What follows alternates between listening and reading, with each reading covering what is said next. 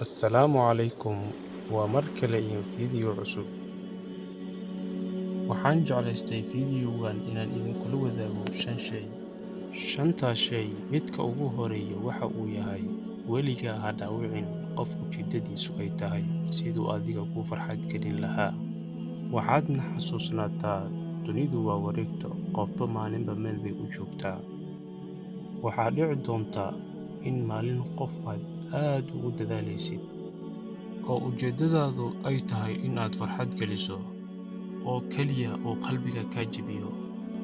Waxaana dhab ahaantii soo bixi doonta in labadiinna uu adiga xanuunka kugu badan doono oo ay dhabta kula qaraaran doonto.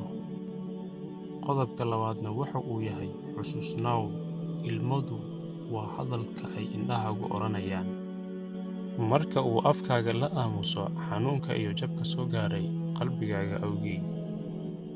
Qodobka saddexaadna waxa uu yahay weligaa hala wadaagin meeshaad ka jilcan tahay qofna, maxaa yeelay ma ogid cidda kaaga faa'iidaysan doonta oo kuu isticmaali doonta. Qodobka afaraadna waxa uu yahay haddii uu qof qalbiga kaa jebiyey oo uu dhaawac ku gaadhsiiyey, hase yeeshee aad dhoola caddaynaysid oo aad weli qosli kartid, dhab ahaantii iga rumayso waxa aan kuu qirayaa inaad tahay qof adag.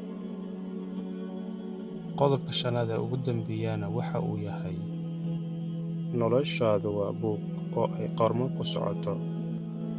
Marka wax ku qalbi jebiya aad la kulantid, baalka rug oo mid cusub bilow oo kaa ha dul taagnaan koobnida nolosha awgeed.